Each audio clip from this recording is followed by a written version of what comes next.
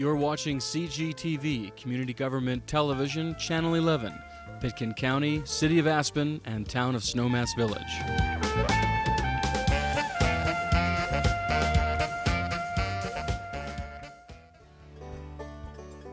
The City of Aspen, established in 1881, has over 220 full-time employees, a number that swells to more than 425 with the addition of seasonal and temporary workers. Organized into more than 20 departments, the City of Aspen provides major amenities like parks, a rec center, and open space, and services like utilities and police and Kids First to its residents and visitors. From the golf course to the Community Development Department, the Wheeler Opera House to the Parking Department, the City of Aspen and its employees strive to do the best job possible. A major goal of the city is keeping open communication between the government and the citizens. Welcome to City Matters, a show where the city does matter, and matters of the city are brought to you. Hello and welcome to City Matters. I'm Mitzi Rapkin, Director of Community Relations for the City of Aspen, and on this show we talk about all things city, and I'm honored today to be joined by Chris Everson, the Affordable Housing Project Manager for the city. Hello, hi, Mitzi. Chris.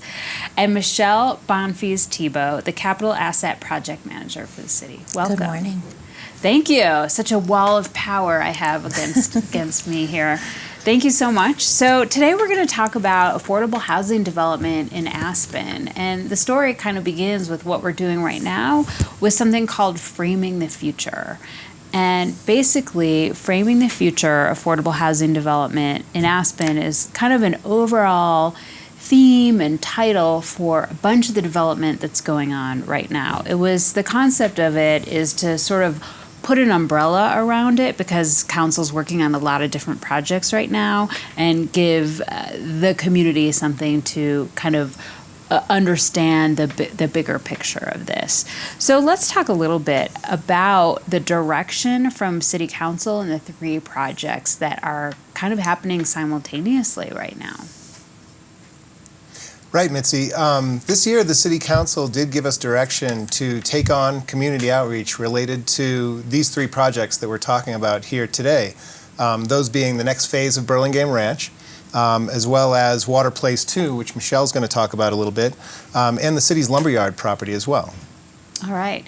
And so we got a new council right now. We're in just before fall 2019, and in June we had a new council, and their priority was really affordable housing. Most of the candidates ran on that, and they got in and said, let's go, let's do this. So this is really a direction from City Council to see what we can create.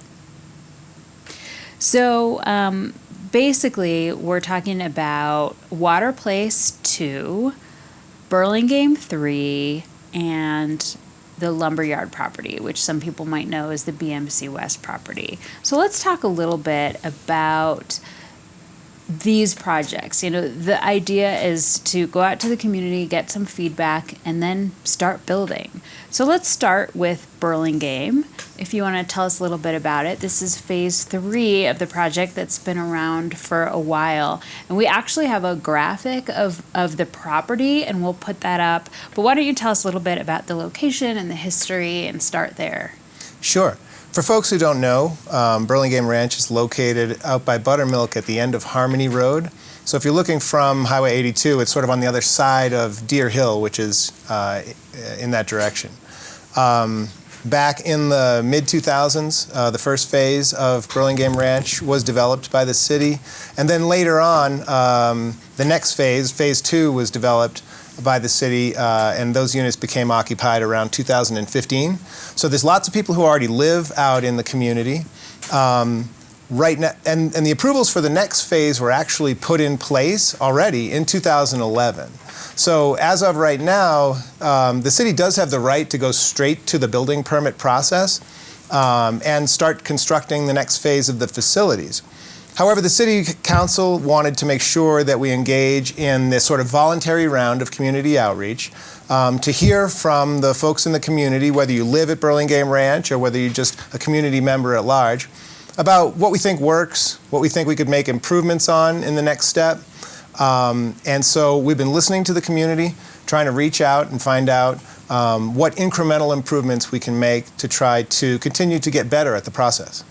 So, and Burlingame, when it began, like very much, it was kind of a ranch vernacular. It was really meant for families. There's a lot of families. If you go out there, you see tricycles and bicycles and all kinds of kids' equipment and families. And there's a lot of environmental elements built into both Phase 1 and 2. And if you've been out there, Phase 1 is kind of more true kind of ranch, kind of longer buildings. Phase 2 is has a little bit more height, and it has like a really interesting aesthetic. When you go out there, you really feel like it's a community. It's not just like housing plopped down. So can you talk a little bit about what has been approved for Phase 3? Sure. For Phase 3, there are 79 1, 2, and 3 bedroom for sale condominiums that are already approved. There was an effort to increase the density at the site after the first phase of development had occurred. So when you see that the architectural character of Phase 2, it sort of carries that first phase forward, but it is a little bit more dense. So there was an effort made by some community groups, by the city, and by the community out at Burlingame Ranch to increase the density of the next phase. But Phase 3 really carries forward the architectural character of the previous phase. Right. So there's 79 units, and people, you know, the opportunities for feedback kind of has to be, or can be kind of around, so we know there's 79 units, but they can talk about the grading, you know, how they might want the outside to look. Can you talk a little bit about what the input is being taken, what kind of topics around that? Sure. Since there is an existing plan development that's been approved, you know, the improvements that we're focusing on with folks, we are attempting to keep that sort of within the boundaries of the existing plan development. And so the things that we're talking about are like appliances, interiors, the look and feel and the livability of the facilities, the storage, possibilities, the landscape and how you interact with your buildings on a day-to-day basis. So a lot of those topics, folks have, you know, some passionate feelings about, you know, how they interact with their community on a day-to-day basis, and we want to try to collect as much of that information as possible, organize and prioritize those potential improvements, and work with the City Council to come up with sort of a list of the improvements that we can make. Right, and 79 units, that's a good number of families and individuals that can be housed. So moving on from Burlingame, Michelle, you are overseeing Water Place 2. Can you tell us a little bit about that, where it is? We also have a graphic and kind of a map to locate people about Water Place, and that's kind of different than the other two. Right.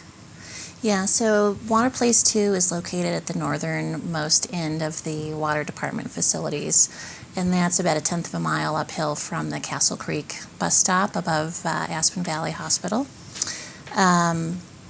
And it is an interesting project because Phase 2 will complement Phase 1. Phase 1 was built in 1998, 21 years ago, to house city emergency staff, police department, utility workers, that sort of thing.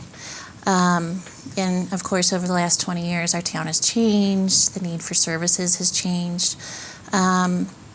And so just like all employers, the City of Aspen needs to house their employees closer to their work, and particularly the emergency services. And so that's where Phase 2 comes in. Yep, so Phase 2 is a city project, but there's great opportunity for city staff, of course, to weigh in because they're the ones who could potentially live there. But also, you know, there is surrounding neighbors, so it's not solely just focused on the city. So is there any parameters, like we talked about Burlingame already has 79 units, what's the potential, or what are you thinking right now for Waterways? Sure. Well, last year, Rowland and Broughton finished a site analysis from per city council direction on what could be built on the site. And they came up with the analysis of 32 to 48 duplexes. And they use duplexes as a way to mirror what's been built at surrounding neighborhoods, at Water Place 1 and at Twin Ridge. And so going forward, we'll be able to look and see if we want to pursue duplexes there or a variety of different types of buildings. Right. And the nice thing about maybe getting more affordable housing for city staff, both emergency workers and maybe another tier of workers that might need to be around, maybe communication specialists, and if there's extras, other staff, is that they won't be competing for the APSHA units. That's right. So this is an opportunity for the City of Aspen to walk the talk and build housing for their employees of all levels. It's also an opportunity for other employers to look at becoming part of a private partnership with the city and potentially helping develop a few of the units. Great. All right, and then the third property under the Framing the Future umbrella right now is the Yumbo Lumberyard, but when it was called BMC West. Mm-hmm. And this one probably has the most potential to be anything. So can you talk a little bit about the Lumberyard? We do have a graphic and a map of that, but can you tell a little bit about the location and the history? Sure. The Lumberyard property is located just up valley of the Aspen Airport Business Center, across from the existing airport runway, right? And so, the opportunity there is really exciting because it's a blank slate. So the city has the opportunity, and this is the first time, we've engaged the public, in what might be the future affordable housing or any other components of the development on that site. And so we wanted to hear from the community about all of their ideas and concerns for various uses, for the types of folks who might need housing most, for the types of housing that might be most appropriate for that site, for other uses that people think might be important for that part of town. And so it's a great opportunity for this earnest process of community input from the start.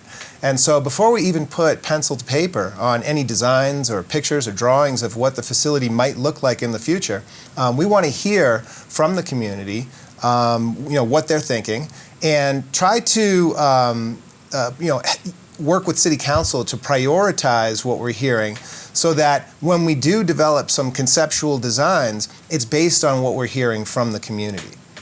Right, and that property is about 7 acres, plus or minus.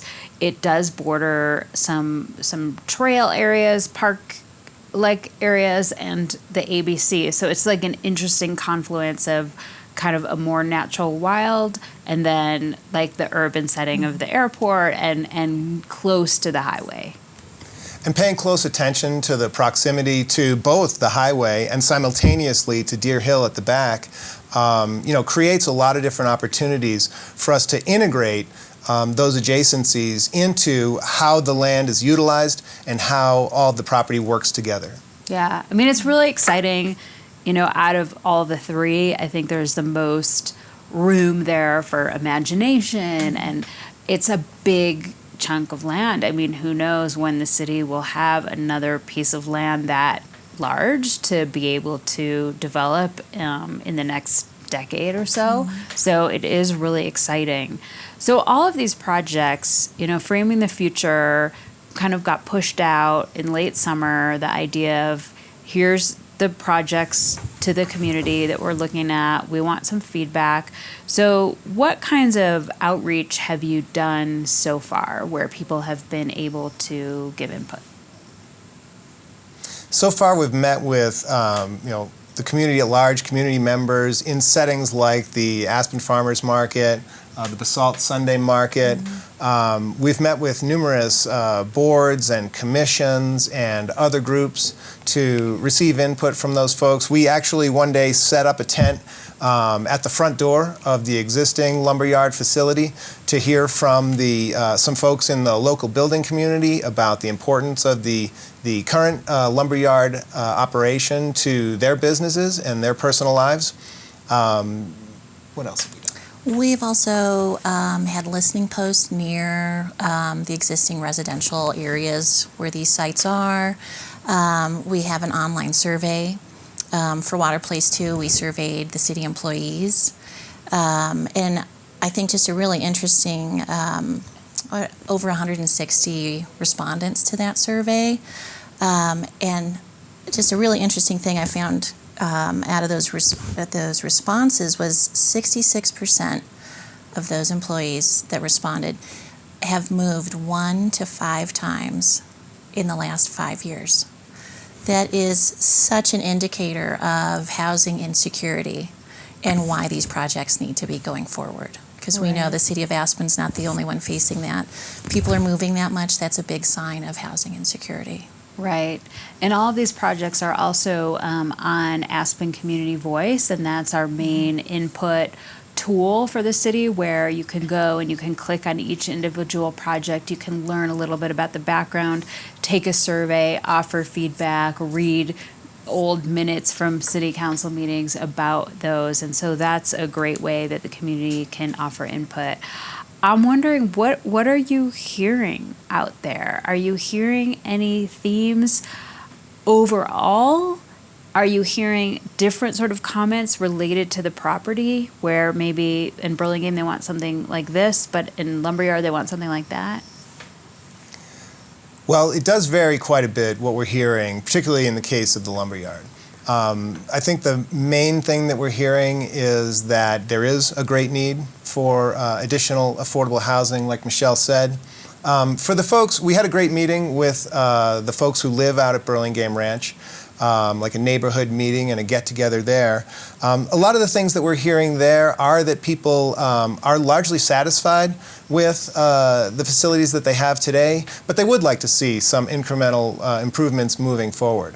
And so some of the things that we're hearing about are things like additional opportunities for storage, additional opportunities just to make it easier to store your bicycle, things like that. Landscape opportunities, how we go ahead and interact with the day-to-day area around the entry to our home and things like that. So a lot of that input is something that we should be able to make some improvements on. The lumberyard, for example, we're hearing from depending on who we speak with, we're hearing from the folks in the building community that there is a need for some type of continued access to building materials. We're also hearing from some folks, depending on who we're talking to, that the need for affordable housing so outweighs everything else that there should be a high-density affordable housing facility built there. So we're hearing that with further expansion of that area of town, there could be some additional, potential commercial uses that people might favor, such as coffee shops or restaurants and things like that.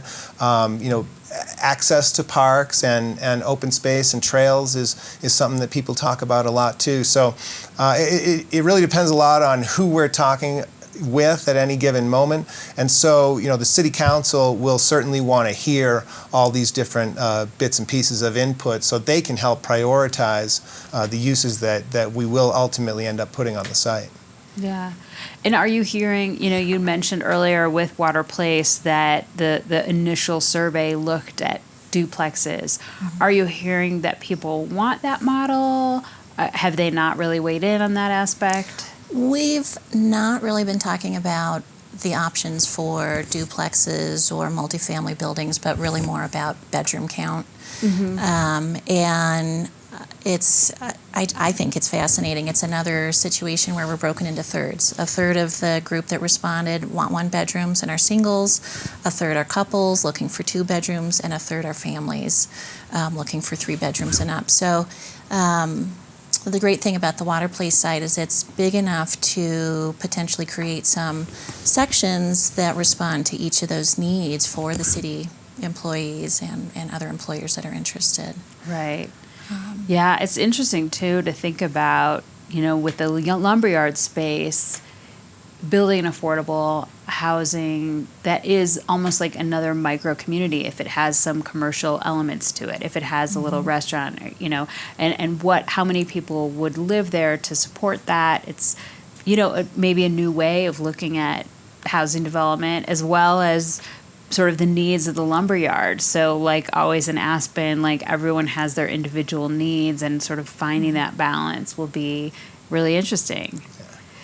And some of the things that we hear relate to, the life cycle of folks when they come to town. Their needs for the first few years that they're here might be different than later on when they want to establish a family and really put down roots here. So one of the things that we're hearing that might be great for the lumberyard, if possible, could be to have different enclaves of different types of housing for different demographics within that life cycle of living in Aspen. Yeah, I mean, I would think maybe addressing the senior housing, maybe you've heard feedback about that. We always do. Whenever I've been involved in community outreach here in Aspen, we do hear about a need for additional options for seniors pretty regularly. Yeah. That was a big piece of input we got back from the basalt market, was the need for senior housing, and then questions also about the opportunity for childcare facilities at the Lumberyard and possibly at Burlingame. Right, the cradle to grave. So there are more upcoming opportunities for feedback, some big events happening. Can you just mention what those are for the community? Yeah, we have some great opportunities coming up that will not only provide people with, another couple of chances to weigh in on this process, but they also should be pretty fun and social events. We actually have tomorrow on September 12th from noon to 1:30 at the Aspen Fire Station on the second floor in the conference room. We're having an affordable housing luncheon.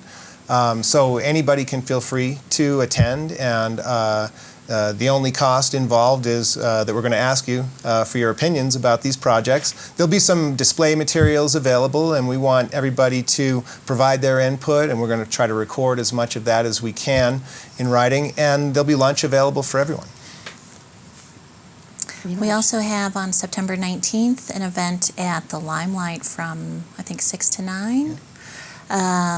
That's open to the public, and that opportunity is joined with the American Planning Association, who will be in town that week, the Young Professionals Association, and so I think it's going to be a really vibrant event. Again, you have the social aspect, but another great place and a different time. We have a midday event and an evening event coming up to hopefully reach as many people as we can.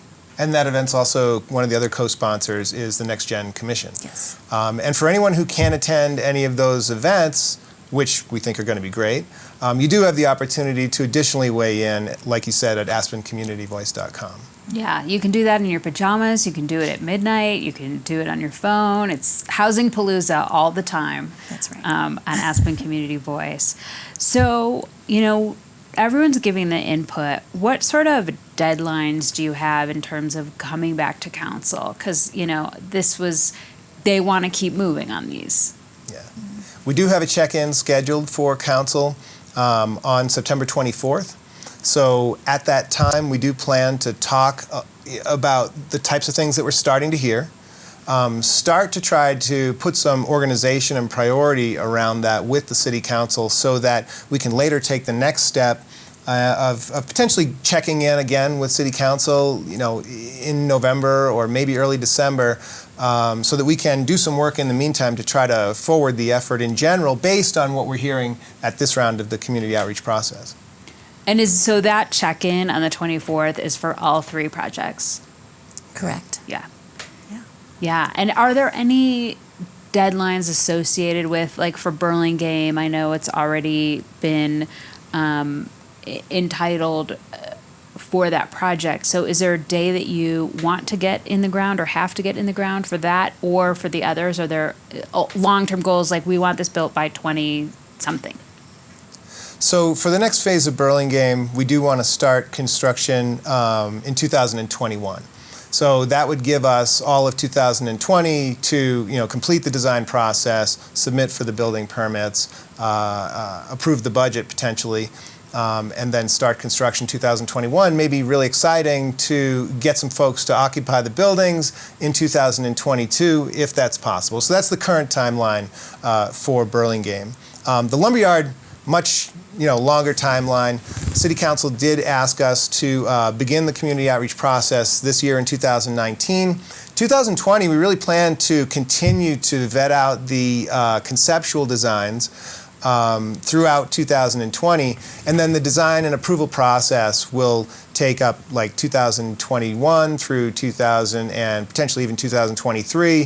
So right now, construction's contemplated for roughly 2025 because the existing lumberyard lease ends in the middle of 2025 at the lumberyard. Right. For Water Place, we're looking at possible construction in 2021. And that is flexible to changing if we have some public-private partnerships involved. I would say that the Water Place site, just because the topography is so much more interesting than the Burlingame and the Lumberyard sites, that we're going to have a little bit of time to just really finesse and figure out the engineering and the site work there. So, but right now we're looking at 2021 or 2022 for construction. And basically, all three of these projects together could house 200 units. If it goes maximum. Yeah. Mm-hmm. And that's part of the feedback. Absolutely. I mean, it's really difficult for us to take guesses at like how many units of what type might be at the lumberyard. But for, starting to plan things like transportation, we might start to talk about potential automobile traffic generation. And so we do have to talk within ranges sometimes. So for things like that, we talk about the potential for somewhere between 75 to 150 units, but it's all sort of guesswork until we get into the actual approval process. Yeah. I would add to that 200 sounds like a lot of units, but the regional housing study that was created and that's kind of firing this motivation here, I think it requested over 3,000 units. So this is such a small drop in the bucket to getting towards the actual need for affordable housing out there. Yep. But every job counts. That's right. Sure. All right. So if people who are watching are interested, or if you're, seeing this after some of these meetings take place, Aspen Community Voice will be updated. You can give your feedback, and even after the time to give feedback, we'll still have information on there, as well as cityofaspen.com, Framing the Future, and you can reach Michelle and Chris through that. So thank you so much for being on the show. Thank you. Thank you. And thank you so much for tuning in. You're watching CGTV, Community Government Television, Channel 11, Pitkin County, City of Aspen, and Town of Snowmass Village.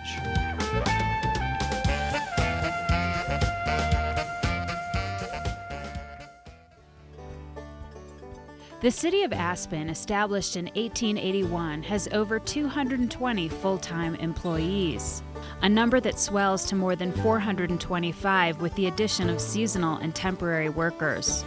Organized into more than 20 departments, the City of Aspen provides major amenities like parks, a rec center, and open space, and services like utilities and police and Kids First to its residents and visitors. From the golf course to the Community Development Department, the Wheeler Opera House to the Parking Department, the City of Aspen and its employees strive to do the best job possible. A major goal of the city is keeping open communication between the government and the citizens. Welcome to City Matters, a show where the city does matter, and matters of the city are brought to you.